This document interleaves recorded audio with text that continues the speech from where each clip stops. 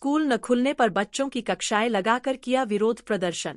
बरेली के नवाबगंज ब्लॉक के ग्राम मल्लहपुर में स्कूल न खोले जाने के विरोध में पैनी नज़र सामाजिक संस्था की अध्यक्ष सुनीता गंगवार ने खंड शिक्षा अधिकारी कार्यालय के बाहर अनोखा प्रदर्शन किया। उन्होंने बच्चों की वही कक्षाएं लगाकर शिक्षा विभाग के खिलाफ आवाज बुलंद की, जिसके कारण उन्हें अनेक अभावों और कठिनाइयों को झेलते हुए जीवन पथ पर आगे बढ़े। वे स्वतंत्र भारत के पहले रेल मंत्री बने, उसके बाद उद्योग मंत्री, स्वराष्ट्र मंत्री भी बने। जवाहरलाल नेहरू के निधन के बाद ये सर्वसम्मति से भारत के दूसरे प्रधानमंत्री बने। कौन से प्रधानमंत्री बने? दूसरे प्रधानमंत्री। पहले प्रधानमंत्री कौन थे? पंडित जवाहरलाल नेहरू।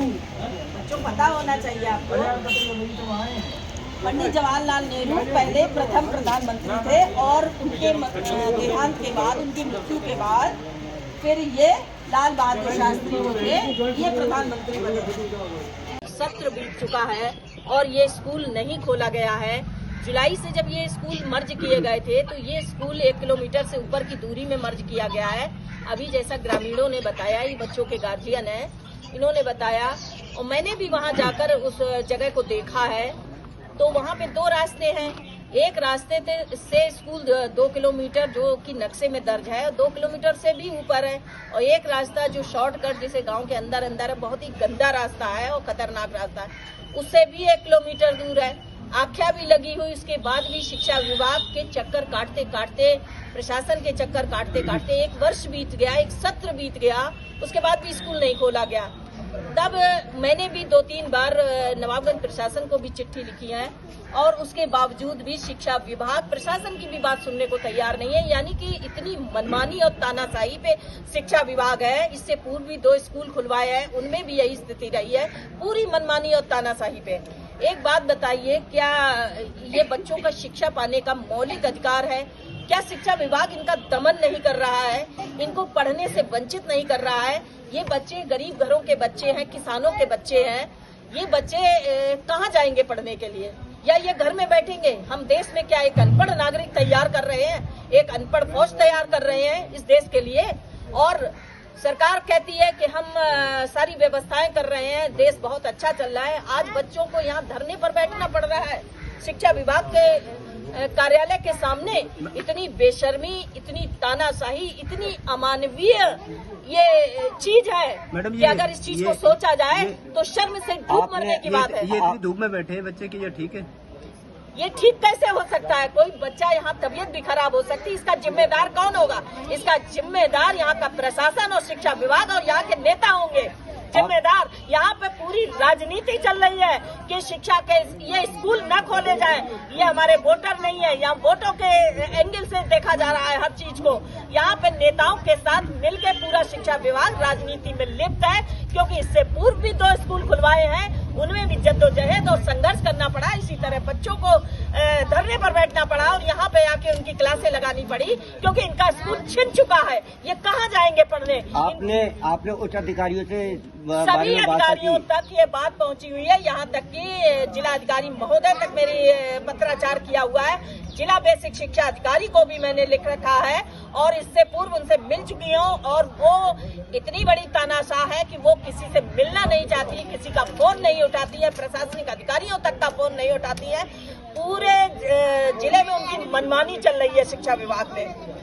इतनी कड़ाके की गर्मी है, धूप भी है बहुत तेजी से, तो आप कहीं ठंडे में भी बैठ सकती थी बच्चे नहीं, ये इनके सामने इसलिए बैठना जरूरी है। ये भी देखें कि आज शिक्षा विभाग की मनमानी और तानाशाही और बेशर्मी के कारण इन बच्चों को यहाँ आना। हम इसके अलावा कहाँ जा सकते हैं? किसी और विभाग के सामने थोड़ी बैठने जाएंगे। तो आज ये नन्हे बच्चे देश का भविष्य है। क्या पता इन बच्चों में कौन बच्चा कल देश के लिए क्या बन के आए और देश का नाम रोशन करे। आज उनकी प्रतिभा को कुचला जा रहा है, वो भी शिक्षा विभाग द्वारा कुचला जा रहा है। योगी जी की बात करें तो योगी जी शिक्षा विभाग के मामले में बहुत स्कूल बनवा रहे हैं, कॉलेज बनवा रहे हैं, तो इसके लिए क्यों नहीं बनवा सकते? इसके बारे में क्या? योगी जी ने 27,000 स्कूल बंद करे, लेकिन विपक्ष ने संघर्ष किया। संघर्ष से फिर उन्होंने ही ये गाइडलाइन जारी करी कि 1 किलोमीटर से ऊपर के जो स्कूल है वो खोल दिए जाए। जब धरने प्रदर्शन हुए तो मुख्यमंत्री जी ने इस पर संज्ञान लिया है। लेकिन मुख्यमंत्री जी के संज्ञान लेने के उपरांत भी शिक्षा विभाग उन्हीं के आदेशों की धज्जियां उड़ा रहा है और स्कूलों को नहीं खोल रहा, जबकि सुप्रीम कोर्ट की गाइडलाइन भी है 1 किलोमीटर, क्योंकि हम बच्चों को ज्यादा दूर नहीं भेज सकते हैं, रास्ते में खतरे होते हैं। गांव के ही प्रधान की बात करें तो गांव के प्रधान ने ही स्कूल बनवाया है, इस बारे में क्या कहेंगे? नहीं, गांव के प्रधान ने कोई स्कूल अपने घर से नहीं बनवाया है। स्कूल बना है, स्कूल सबके लिए बनता है, गांव के ही बच्चों के पढ़ने के लिए बनाया जाता है। तो बन सकता था, दूसरी 2 किलोमीटर क्यों बनवाया? नहीं, बनवाया नहीं है, मर्ज किया गया है। हाँ, दूसरे गांव में भेजा गया है स्कूल को, तो वो स्कूल जब फिर उसके बाद जो गाइडलाइन जारी की गई है कि 1 किलोमीटर से ऊपर खोले जाए, तो क्यों नहीं खोल रहे हैं? चाहे इसमें प्रधान हो या कोई हो, सभी राजनीति कर रहे हैं। इसको स्कूल को बंद करने की एक अलग क्षेत्रीय राजनीति चल रही है। ग्रामीणों ने बताया एक बच्चे की मौत भी हो चुकी है। 2-3 साल पहले इन्हीं ग्रामीणों ने एक बताया था कि बच्चे की, वो लिख कर भी दिया था, वो आख्या में मेंशन है, मैंने स्वयं पढ़ा है और प्रशासनिक अधिकारी को दिया है। एक बच्चे, हाँ, 2024 में एक बच्चे की मृत्यु हो चुकी है नहर में डूबने से। क्या शिक्षा विभाग ये चाहता है कि और भी बच्चे डूबे? इतना अमानवीय दृष्टिकोण उनका हो चुका है, मानवता से परे हो चुके हैं।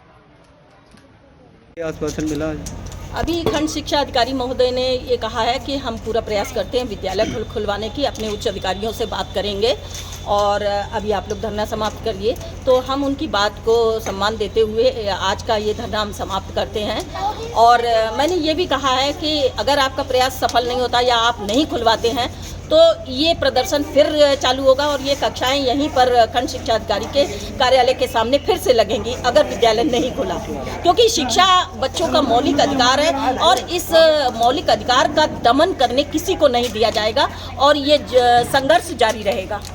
ये 1 दिवसीय धरना था क्या? हाँ, ये 1 दिवसीय धरना था, मैंने प्रशासन को लिख के दिया था 1 दिवसीय धरना, और इसके बाद भी यदि विद्यालय नहीं खुलता है तो ये अनिश्चितकालीन धरने में बदल जाएगा।